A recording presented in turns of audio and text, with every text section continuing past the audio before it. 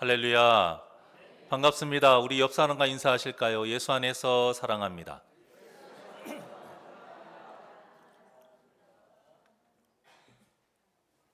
자, 오늘은 야고보서의 마지막 시간입니다. 책도 그렇고 영화나 드라마도 그렇고요. 마찬가지로 다 가장 중요한 결론이 대부분 마지막에 있어요.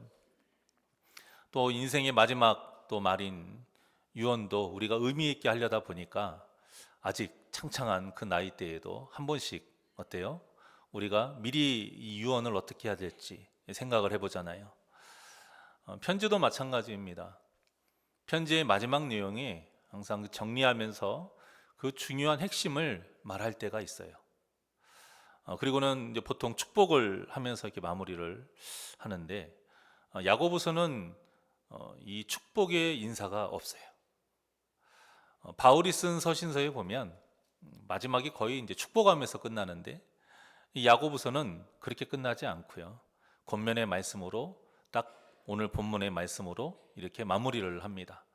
이것은 틀리고 맞고의 문제는 아니고요. 편지를 쓴 사람의 어떤 성격과 편지의 목적에 따라 달라지기 때문에 별로 중요한 문제는 아닙니다. 야고보서의 주제가 무엇이었습니까? 우리가 흔히 알고 있다시피 행함이 있는 참된 믿음을 우리가 가지고 살자. 실제적인 어떤 삶의 그 모습을 좀 제대로 믿는 자답게 살자. 이런 메시지입니다. 그래서 지식적으로만 알고 있는 믿음에서 이제는 순종하는 믿음으로 한번 우리가 좀 제대로 살아보자. 이렇게 권면하는 그 내용을 굉장히 자세하고 명확하게 기록한 성경이 야고보서입니다. 이 권면의 마지막을 미혹돼서 진리를 떠난 성도를 돌아올 수 있도록 우리가 힘써야 한다. 이 말씀을 가지고 마무리를 해요. 참 의미 있는 내용이에요. 특히 이 말씀 앞에 권면했던 내용이 무엇이죠? 저번 주에 했던 기도의 핵심에 관련된 내용이었어요. 그런데 그 기도의 핵심에 대해서 예를 들 때도요, 우리가 흔히 하고 있는 어떤 개인적인 기도가 아니라 누구를 위한 기도? 성도를 위한 기도였었어요. 그래서 기도의 핵심과 함께 본 구절이 이렇게 연결이 굉장히 자연스럽게 되면서 권면하고 있다는 것을 알 수가 있습니다. 자, 그러면서 그리스도인들이 성도를 어떻게 생각해야 하고 실제 어떻게 대하는 것이 참된 믿음의 모습인가, 이것을 가르쳐 주면서 야고보서의 대단원의 막을 내립니다. 사람과 이 사람 사이의 관계라는 것이요, 서로 좋을 때는 어때요? 간이고 쓸개고 다 내빼줄 것 같지만 또 서로 사이가 틀어지면 생판 남보다도 못한 사이가 되어버리는 게 사람과 사람 사이의 관계입니다. 이런 일이 교회 아니라고 해서 안 일어날까요? 교회 안에서도 많이 생깁니다. 하지만 성경에서는 이런 일이 생기면 안 된다. 교회는 그런 곳이 아니다 라고 말씀하고 있어요. 특히 이 본문의 말씀이 이 뜻을 굉장히 강하게 품고 있습니다. 짧은 말씀이지만 의미하는 바는 굉장히 큽니다, 여러분. 사람은 누구나 나하고 직접적으로 관계가 있는 일에 더 크게 생각하는 게 당연해요. 그러죠? 더 신경을 쓰는 것도 당연해요. 그래서 나에게 잘해주는 사람에게 더 고마운 마음이 들고 나는 어떻게 보답할까? 또 이런 생각이 절로 나는 것이고요. 반대 경우도 마찬가지예요. 나에게 상처를 주는 사람에게 더 미운 마음을 갖게 되고요. 그래서 내가 어떻게 해야 될까? 이런 고민을 하게 되는 것이죠. 그런데 나와 어떤 직접적으로 관계가 없는 일에는 그 일이 아무리 큰 일이어도요, 그렇게 나에게는 별로 크게 다가와지지 않죠. 덜 신경 쓰게 돼요. 오늘 본문에서 야고보가 예를 들고 있는 일이 이렇게 직접적으로 사실은 관계가 없는 일이에요. 자, 다른 성도의 믿음이 떨어지고 내 믿음이 아니에요. 다른 성도의 믿음이 떨어지고 그 믿음이 또 실족하고 그 영혼이 실족하고 또 열정이 식고 간절함도 그 사라지고 예배도 잘 빠지고 어떤 기도회나 헌신의 자리에도 잘 나오지 않고 교회를 그냥 예배만 드렸다가 바로 사라지는 이러한 일들이 사실 우리에게 그렇게 직접적인 관계가 있는 일은 아니에요. 그런데요, 우리가 이 일을 직접적인 관계가 있고 내 일처럼 생각하자, 그렇게 해야 된다라고 야고보가 말하고 있는 거예요. 예수님을 모르는 비신자들에게 지금 복음을 전하는 문제가 아니라 같이 신앙생활을 하고 있는 다른 성도가 흔들리고 믿음이 연약해지는 일을 그저 남의 일 보듯이 하지 말자, 내 일처럼 생각해야 된다, 모른 채 하지 말아라, 이렇게 말하고 있는 거예요. 그들을 위해 애쓰고 또 기도하고 끈질기게 노력하는 일이 얼마나 귀한 일인지 본문을 통해서 알려주고 있는 것입니다. 여러분, 사실 이렇게 다른 성도의 어떤 신앙에 대해서 관심을 갖는 그 일은 참 쉽지 않은 일이에요. 굉장히 피곤한 일이고요. 신경을 굉장히 많이 써야 하는 일입니다. 그렇다고 해서 이 일이 꼭 나에게 유익이 되는 일도 아니에요. 무슨 이득이 있는 것도 아니고, 또 거기에다가 나는 열심히 하는데 또 자칫 잘못하면 그 상대방에게 어떤 말까지 들어요? 당신이 뭔데? 무슨 상관이야? 또 이런 말을 또 애먼 소리를 들을 수도 있는 일이에요. 그럼에도 야고보는 이 일을 해야 하는 것이 성도의 귀한 사명이다, 이렇게 말하고 있습니다. 여러분, 지금 이 고면은 해도 되고 안 해도 되는 일이 아니고요, 반드시 하라는 말이에요. 하나님의 명령이고 하나님의 뜻이고, 그래서 행하지 않으면 참된 믿음이 아니라고 말하고 있는 겁니다. 그러니까 나에게 믿음이 있다, 내가 정말 진짜 믿음을 가지고 싶다 하는 성도는 반드시 무엇을 해야 된다? 오늘 본문의 말씀에 의하면 다른 성도의 영혼이 실족하고 믿음이 흔들리는 그러한 일을 결코 모른 채 하면 안 된다, 이 말입니다. 그러면 성도님들 중에 이렇게 생각하실 수도 있어요. 아니, 내 영혼과 내 믿음에 관련된 일이라면 쓴소리도 내가 달게 받고 아무리 힘들어도 내가 어떻게든 하려고 노력하겠지만, 아니, 다른 사람의 그 신앙까지 어떻게 돌아보고 챙길 수가 있고 굳이 그것을 해야 되는가, 이렇게 생각할 수 있어요. 그래서 야고보가 오늘 본문의 시작을 무슨 말로 시작하고 있어요? 내 형제들아. 진짜 형제가 아니에요. 지금 이 편지를 읽고 있는 사람들은 뿔뿔이 흩어져 있는 초대교인들, 사실 야고보와 직접적인 교류가 없는 사람들이 대부분입니다. 얼굴 한번 보지 못하고 이름도 모르는 그런 사람들이에요. 그런데 야고보는 왜 내 형제들아, 이렇게 아주 친밀하고 가족적인 말을 했을까요? 서로를 이렇게 가족처럼 여겨야 진짜 성도라 할 수 있기 때문인 겁니다. 사도 바울도 똑같은 뜻으로 한 말이 있죠. 내 형제들과 같은, 무엇이죠? 바로 한 몸을 이룬 지체라고 표현을 했습니다. 사도 바울의 이 표현은 어떤 유대감을 넘어서요, 그 사람이 죽으면 나도 죽고 그 사람이 아프면 나도 아픈 어떤 이런 유기적인 관계, 그렇게 표현하고 있어요. 우리가 누군가를 어떤 존재로 여기느냐에 따라서 사실 대하는 게 많이 달라지잖아요. 피 한 방울 섞이지 않은 이성인데, 근데 그 이성에게 우리가 사랑을 느껴서 결혼을 하게 되면 그 어떤 사람보다도, 그 어떤 관계보다도 중요한 존재가 됩니다. 예를 들어서 어떤 사람이 하루 종일 밥을 안 먹었어요. 그러면 왜 밥을 안 먹었대? 무슨 일이 있나? 걱정을 하긴 하지만 그냥 거기서 끝나요. 그런데 내 결혼한 사람이 하루도 아니고 한 끼라도 안 먹어봐요. 그럼 어때요? 어디 아파서 그런가? 무슨 일이 있나? 엄청 걱정을 하지 않습니까? 그리고 걱정만 하고 끝난가요? 그렇지 않잖아요. 어떻게든 뭐라도 먹이려고 애를 써요. 만약에 못 먹겠다고 하면 그러면 지금 땡기는 음식이 무엇이냐 묻잖아요. 그 있으면 저녁 늦게라도 가서 그걸 사다가 주지 않습니까? 이렇게 행동하는 것이 여러분 해도 되고 안 해도 되는 일인가요? 그렇지 않아요. 만약에 이걸 안 하잖아요. 바로 어떤 말이 돌아옵니까? 당신은 이제 나를 사랑하지 않아? 이런 말이 바로 돌아오는 거예요. 이게 무슨 말일까요?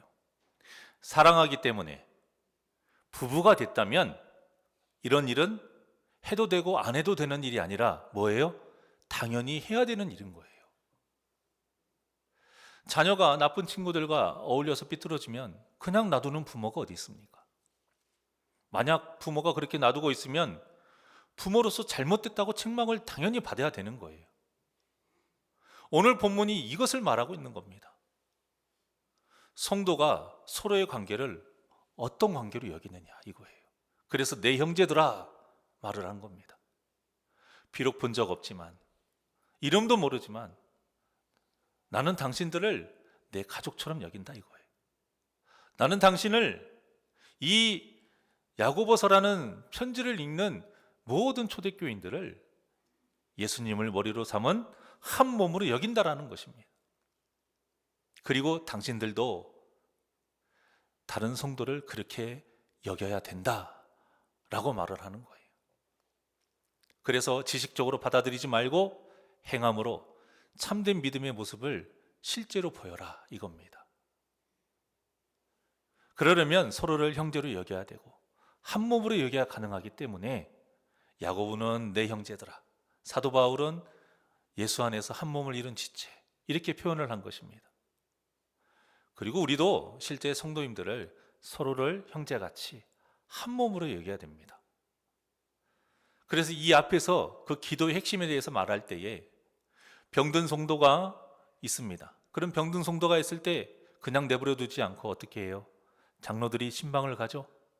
그리고 최선을 다해서 보살펴줘요. 기름을 바른다라고 표현하고 있는데 오늘날로 말하면 어떤 뜻이라고 했어요? 약을 주는 거죠.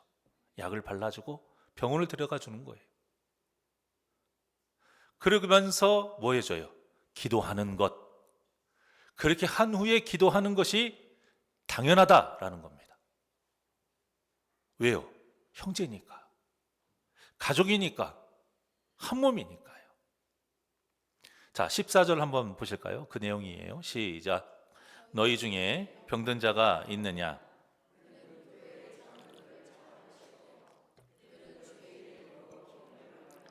그를 위하여 기도할지니라. 아멘. 기도가 마지막에 나와 있어요, 여러분. 그런데 우리는 어떻게 해요? 기도만 하고 끝나는 일이 너무 많죠. 자, 그리고 여기서 끝나지 않고 이어서 이렇게 말합니다. 15절의 말씀입니다. 시작. 믿음의 기도는 병든 자를 구원하리니 주께서 그를 일으키시라. 혹시 죄를 범하였을지라도 사하심을 받으리라. 아멘. 자, 여기에서 믿음의 기도라는 것은 어떤 기도의 능력을 믿고 하는 그 믿음의 기도를 말하는 것이 아닙니다. 정말 성도를 내 형제와 같이, 내 가족과 같이, 내 몸과 같이 사랑하는 그 기도를 지금 믿음의 기도라고 말하는 거예요. 진짜 사랑으로 하는 기도. 이렇게 기도할 때에, 이렇게 사랑으로 기도할 때에 하나님께서 그 병든 자를 구원하시고 또 치료해 주신다라는 거예요. 자, 그러니까 사랑으로 하는 기도가 능력이 있다라는 겁니다, 여러분. 그리고 병든 자가 육신의 병뿐만 아니라 또 어떤 것도 포함한다고 그랬습니까? 영혼의 병도 포함한다고 말씀드렸잖아요. 그러니까 삐뚤어진 신앙생활을 하는 성도를 위해 내가 사랑하는 마음으로 기도를 하면 그 영혼이 다시 바른 길로 참된 신앙생활을 하게 된다라는 것이고요. 그래서 그 영혼이 그때 회개할 때에 하나님께서 용서해 주신다. 이 말이 바로 15절의 말씀입니다. 자, 그런데 이 말씀이 어떤 말씀하고 비슷해요? 오늘 본문의 말씀하고 똑같습니다. 자, 19절과 20절 오늘 본문입니다. 다시 한번 시작. 내 형제들아 너희 중에 미혹되어 진리를 떠난 자를 누가 돌아서게 하면 너희가 알 것은 죄인을 미혹된 길에서 돌아서게 하는 자가 그의 영혼을 사망에서 구원할 것이며 허다한 죄를 덮을 것임이라. 아멘. 자, 똑같잖아요. 그러니까 방금 전에 봉독하신 이 15절의 말씀은 믿음의 기도로, 그러니까 사랑하면서 그 사랑의 기도로 성도를 돌아서게 하면이라는 뜻이에요. 그러면 다시 그 영혼이 진리를 깨닫게 되고요, 또 회개해서 죄 사함을 받는다, 이런 본문의 말씀으로 그렇게 자연스럽게 이어지게 되는 겁니다. 자, 우리가 복음을 너무 전도로만 생각을 많이 해요. 성도를 돌아보는 것도 여러분 복음입니다. 그런데 복음을 전도로만 생각을 하니까 한 몸을 이룬 성도보다 비신자를 더 중요하게 여길 때가 많아요. 물론 예수님을 모르는 그 영혼도 중요합니다. 예수님이 언제 오실지 모르고 그 영혼을 하나님께서 언제 심판대에 부르실지 모르기 때문에 그래요, 빨리 급히 복음을 전해야 돼요. 하지만 한 몸을 이룬 성도가 사탄에게 미혹돼서 진리를 떠나 방황하고 있다면 이 영혼의 문제도 똑같이 큰 문제인 거예요. 이들도 급하고요, 이들도 중요합니다. 신약 성경에 있는 이 많은 서신서들이 모두 복음을 모르는 세상 사람들에게 쓴 편지가 아니에요. 누구에게 쓴 편지입니까? 성도에게 쓴 편지입니다. 모두 예수 안에서 한 몸을 이룬 성도와 교회에 문제가 생겼다는 것을 알게 된 거예요. 그리고 그 문제가 너무 시급해요. 너무 중요해요. 빨리 해결돼야 돼요. 그래서 다급한 마음으로, 사랑의 마음으로, 그들이 다시 진리의 길로 되돌아오기를 바라는 마음으로 그렇게 쓴 편지들이 바로 서신서인 겁니다. 꼭 부모가 자녀에게 쓰듯이, 꼭 형제가 형제에게 쓰듯이 쓴 성경이 바로 서신서예요. 특히 야고보서는 성도가 실족하고 방황하는 일에 자신의 살이 도려지고 찢기는 것 같은 고통을 느꼈기 때문에 이렇게 하나님의 진리의 메시지를 편지로 써서 읽게 한 것입니다. 그래서 때로는 호되게 혼내기도 하고요, 때로는 잘했다고 칭찬해 주기도 하면서 계속 그들이 사탄에게 미혹돼서 진리를 떠나서 방황하지 않도록 말씀으로 가르쳐서 다시 돌아오게 한 것입니다. 왜냐? 이 모든 일이 본문의 말씀처럼 그 영혼을 사망에서 구원하게 할 수 있는 일이고요, 허다한 죄를 덮을 수 있게 하는 일이기 때문이에요. 물론 우리가 누구를 구원할 수 없고요, 누구의 죄를 덮을 수 있겠습니까? 하지만 그들을 이 모든 일의 주관자이신 하나님께로 우리는 이끌 수는 있습니다. 그리고 이끌어야 하고요, 반드시 그렇게 해야 합니다. 이것이 성도의 사명이에요. 교회에 저 같은 목회자와 또 여러 중직분들이 있잖아요. 이 헌법에 보면요, 그들의 역할에 대해 여러 가지 각각 다른 일들이 있지만 공통으로 해야 되는 일이 적혀 있어요. 그것이 뭐냐면 성도를 돌아보는 일입니다. 여러분, 직분자라서 해야 될 일이 아니에요. 모든 성도가 해야 될 일인 거예요.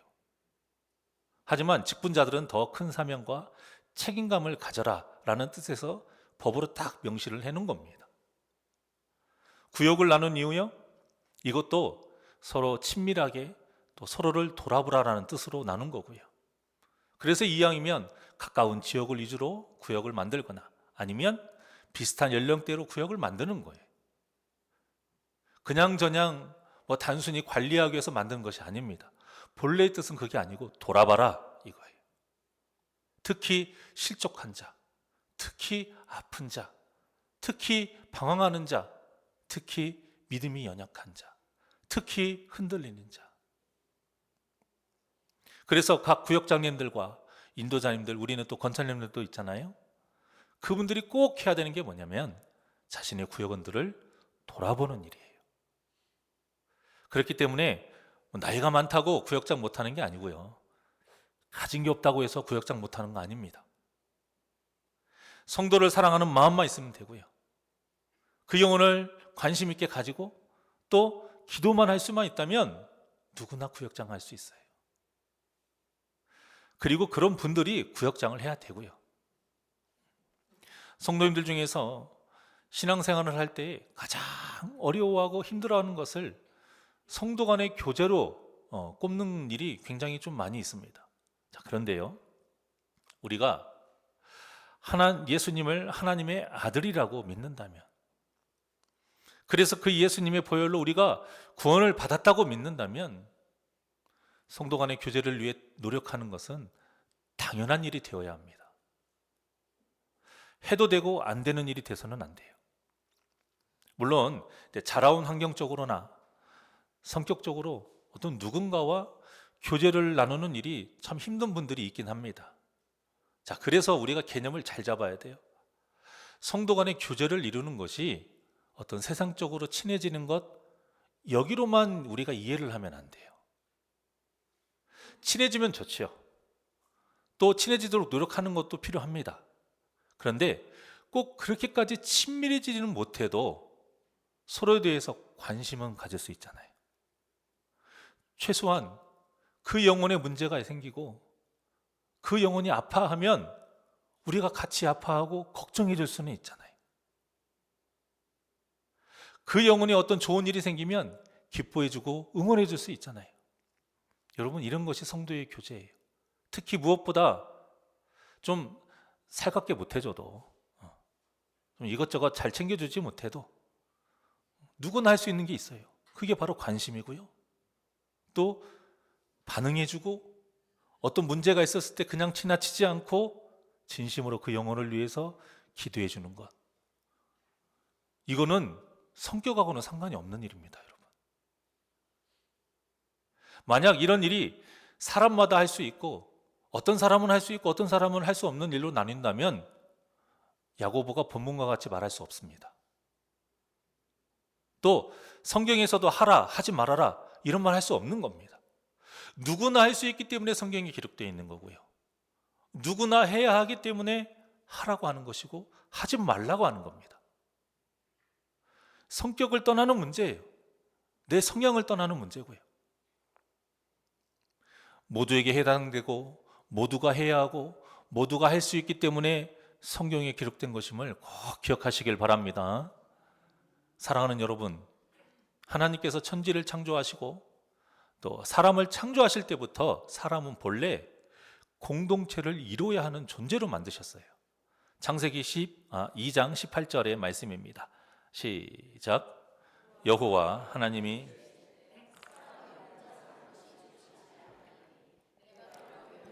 돕는 배필을 지으리라 하시니라. 아멘. 사람은 혼자 살면 안 되고요. 당연히 같이 살아야 하는 존재라는 거예요. 생육하고 번성하라 이 말씀도요, 그냥 막 많아져라 이게 아니에요. 같이 함께하면서 많아져라 이런 뜻인 겁니다. 그것도 하나님의 뜻에 맞게. 이게 중요해요. 하나님의 뜻에 맞게 하나가 되어서 많아져라. 자, 그렇지 못한 일 때문에 문제가 생긴 일이 있었죠.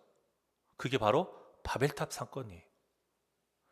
바벨탑에 하나님 뜻하고 전혀 상관없이 서로 하나가 되고 많아지니까 하나님이 도리어 어떻게 해버리십니까? 흩어버리시잖아요.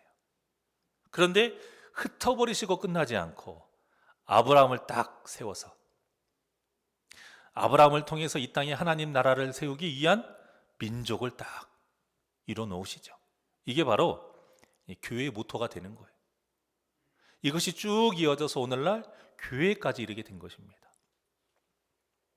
예수님께서 이 교회의 본질을 명확하게 가르쳐 주셨고요. 또 성도가 해야 될 그 모습을 직접 본을 보여주셨어요. 마태복음 18장 20절의 말씀입니다. 시작.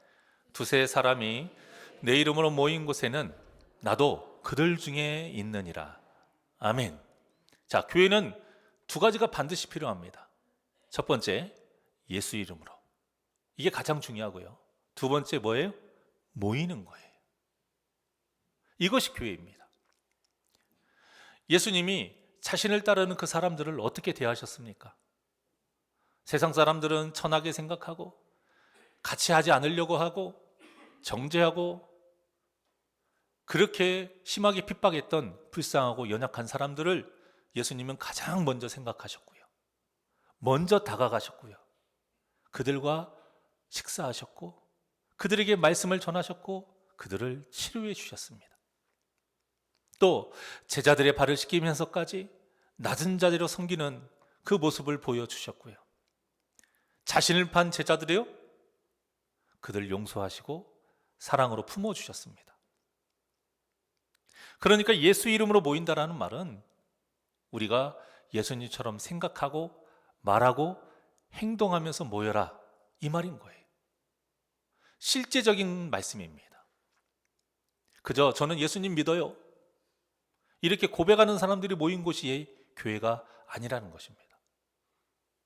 예수님처럼 이해하고 예수님처럼 선하게 말해주고 예수님처럼 권면해주고 예수님처럼 섬겨주고 또 예수님처럼 누구보다 불쌍하고 흔들리고 실족하고 낭망한 사람들을 절대 모른 척하지 않고 그들을 위해 기도해주는 사람들이 모인 곳이 바로 무엇이다? 교회인 것입니다. 이 교회의 모습이 우리 새날교회의 모습이 되기를 원합니다. 우리 모두가 삼아야 될 목표예요. 누구나 가져야 될 목표예요. 누군가한테 떠넘기면 안 돼요, 여러분. 목사에게 떠넘기면 안 돼요. 구역장에게 떠넘기면 안 돼요. 권사님들이 기도의 어머니라고 권사님들에게 다 떠넘기면 안 돼요. 모두가 해야 될 일입니다. 그래서 야고보도 이런 참된 교회를 이루라 라는 뜻으로 이 야고보서의 마지막을 성도를 어떻게 돌아봐야 하는지 이것으로 마무리한 것이에요. 자, 크게 두 가지로 정리를 할 수가 있는데요. 본문의 앞의 내용인 성도를 위해 기도하라, 이 내용이고요. 또 하나는 성도를 돌아보는 일은 그 영혼을 살리는 일이다, 이렇게 두 가지로 나눌 수가 있습니다. 그저 웃으면서 친절하게 대하라, 이런 의미가 아닌 거예요. 다른 것은 몰라도 성도의 신앙에 문제가 생기면, 성도의 영혼이 병들어가는 것이 보이면 절대 모른 체 하지 말고 돌아봐라, 이거예요. 어떻게든 그 영혼이 다시 주님의 품으로 돌아올 수 있도록 힘써 노력하고 기도하라, 이것입니다. 다른 성도가 예배 안 나왔어요. 그러면 그냥 넘어갈 것이 아니라는 거예요. 무슨 일이 있나 하고 관심을 가지고 그리고 그 영혼을 위해 최선을 다하라는 거예요. 신앙생활의 기본은 예배입니다, 여러분. 그 예배를 한번 안 빠지는 것이 습관적일 수 있고 아무렇지 않은 수 있겠지만 우리는 그렇게 생각하면 안 돼요. 큰 문제의 시작이 되는 거예요. 그래서 예배 생활이 무너진다는 것은 여러분 절대 가볍게 넘길 일이 아닙니다. 물론 우리가 지혜롭게 모든 일은 해야 되니까요. 예배 안 나왔다고 해서 막 무조건 찾아가고 큰일이 난 것처럼 해서는 안 되겠지만 상대방의 어떤 성향에 따라서 또 서로 간의 관계가 있기 때문에 그런 관계에 따라서 때로는 문자를 주고받을 수도 있고요. 전화를 할 수도 있고 더 친밀하면 직접 찾아갈 수도 있겠죠. 무엇을 하든지 간에 모른 체 하지는 말자, 이겁니다. 같은 맥락으로 할 수 있는데요. 성도가 하나님과 그 말씀에 대한 어떤 사모함과 열정이 식었어요. 전에는 하나님의 일이라면 막 기쁨으로 발벗고 나섰던 그 성도가 이제는 하나님의 일을 멀리 해요. 그러면 그게 무슨 뜻입니까? 그 영혼이 병들어가고 있다는 거예요. 이런 일에 먼저 기도하면서 관심을 가지고 지혜롭게 돌아와야 한다는 거예요. 누구나 다요. 모두가 다. 혼자만 할 것이 아니라 구역장님들 있잖아요. 인도자님, 권찰도 있고요. 또 저 목사가 있잖아요. 이렇게 같이 상의하면서 돌아봐야 합니다. 오늘 본문의 말씀은 여러분 실제적인 말씀이에요. 알고만 끝나면 안 되고 행해야 되는 말씀인 겁니다. 우리가 할 수 있는 최선을 다해서 지금 흔들리고 있는 그 영혼이, 벗어난 영혼이, 미혹된 영혼이 다시 진리의 길로 돌아올 수 있도록 다시 하나님과 그 말씀을 사모할 수 있도록, 다시 하나님의 일을 기쁨으로 할 수 있도록 우리가 최선을 다해 돌아봐야 한다는 거예요. 그러면 본문과 같이 그 영혼을 하나님께서 사망에서 구원할 것이고 허다한 죄를 덮어주신다라고 약속하고 있습니다. 여러분, 이것만큼 큰 사랑이 어디 있습니까? 이 사랑이 더 큰 거예요. 돈으로 무엇을 해주고 물건으로 무엇을 해주고 말로 무엇을 해주는 것보다 이 영혼이, 병들어 있는 영혼이 회복되고 다시 구원의 길을 걸어가는 것만큼 큰 사랑이 없습니다. 웃어주고 선하게 대해주고 친절을 베풀어주고 섬기는 것도 정말 큰 사랑이죠. 하지만 무엇보다도 진리를 떠난 성도를 돌아올 수 있도록 기도하고 돌보는 것처럼 큰 사랑이 없다는 것을 꼭 기억하시기를 바랍니다. 그리고 잊지 않아야 될 사실은요, 우리도 그런 사람이 언제든지 될 수 있다는 거예요.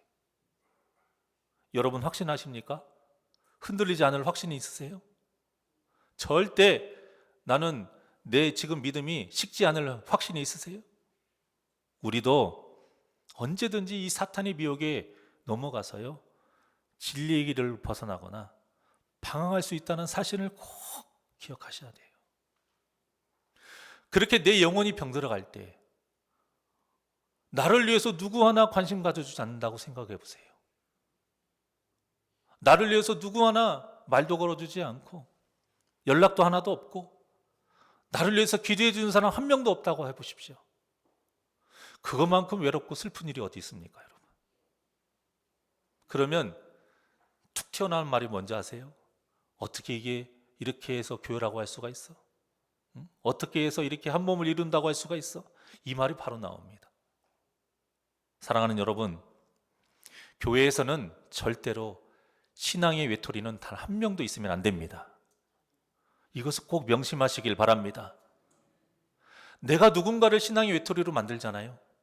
내 눈에 분명히 보였는데 지나치잖아요. 내가 그 사람이 될 수 있다는 사실을 꼭 기억하셔야 돼요. 우리가 교회 안에서 좀 덜 친할 수 있고 때로는 다퉈서 써먹을 수도 있어요. 서먹서먹할 수 있어요. 좀 미운 마음이 들 수 있어요. 하지만 그렇다고 해서 병들어 있는 성도를 혼자 놔두는 일은 우리 새날교회에 절대 있어서는 안 되겠습니다. 미워해도 기도할 수 있고요. 좀 사이가 안 좋아도 그 영혼 불쌍히 여기는 마음은 별개인 거예요, 여러분. 기도하는 건 별개인 거예요. 여러분, 이것이 책임이고 의무입니다. 해도 되고 안 해도 되는 일이 아니에요. 안 하면 하나님의 말씀을 어기는 죄인 거예요. 분명하게 우리 알고 넘어가야 됩니다. 그러니 성도가 진리를 떠나는 일이 없도록 내 몸과 같이 여기서 관심을 가지고 기도하며 돌보는 사랑이 저와 여러분 모두에게 있기를 주님의 이름으로 축원합니다. 그래서 예수 이름으로 모이는 새날교회, 예수님의 마음을 가진 성도가 모이는 우리 새날교회, 서로를 위해 기도하는 사랑이 넘치는 우리 새날교회가 되기를 주님의 이름으로 간절히 축원합니다. 우리 누군가 기도 안에 하나님께 찬양드리겠습니다.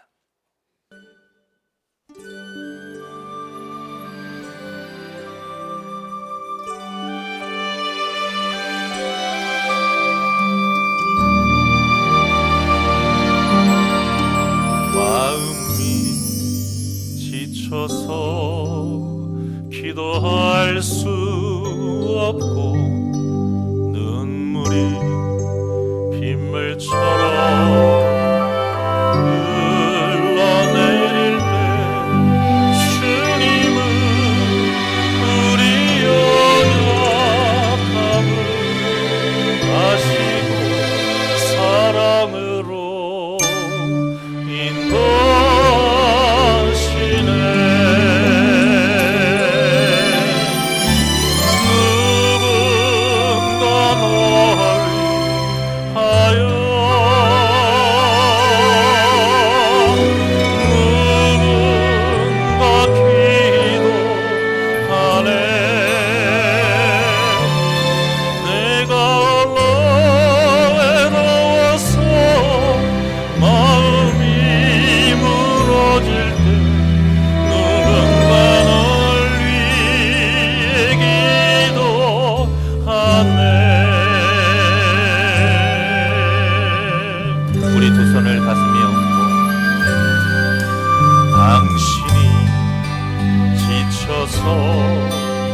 찬송할 수 없고 눈물이 빗물처럼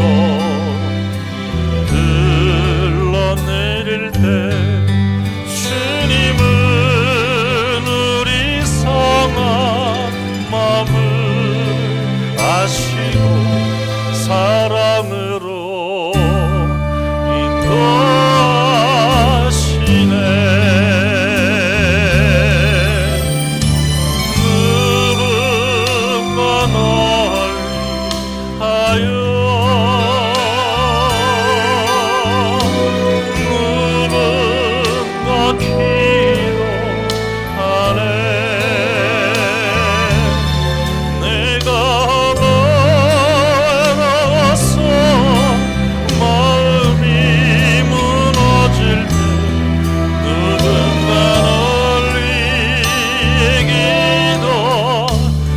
손 높이 들고 고백합니다. 누군가 널 위하여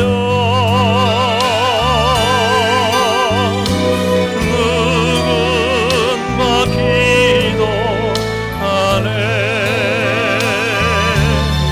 내가 너 외로워서 마음이 무너질 때 누군가 널 위해 기도하네.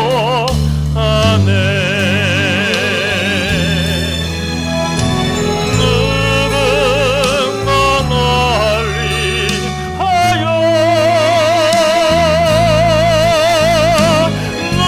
누군가 기도하네. 내가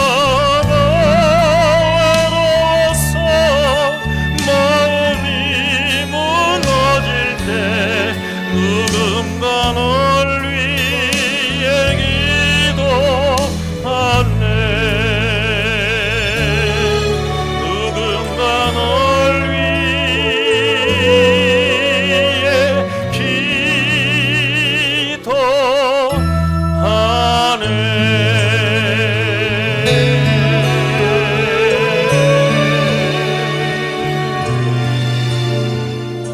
성도를 위해 기도하시는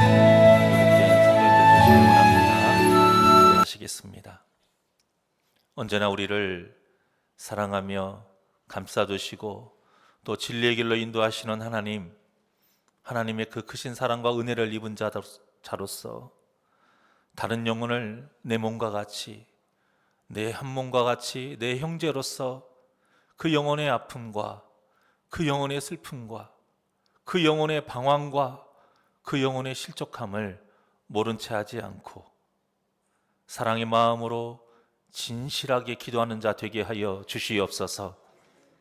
내 비록 가진 게 없어서 많은 것으로 무엇을 주면서 사랑을 베풀 수는 없지만 그래도 예수의 그 보혈의 마음으로, 그 예수님의 그 마음으로 그 영혼을 돌아볼 수 있기에 한 영혼의 실족함과 슬픔을 그냥 모른 채 하지 않고 신령과 진정한 마음으로 정성을 다해서 온몸과 온 정성을 다해서 그 영혼을 위해 기도할 수 있는 자 되게 하여 주시옵소서.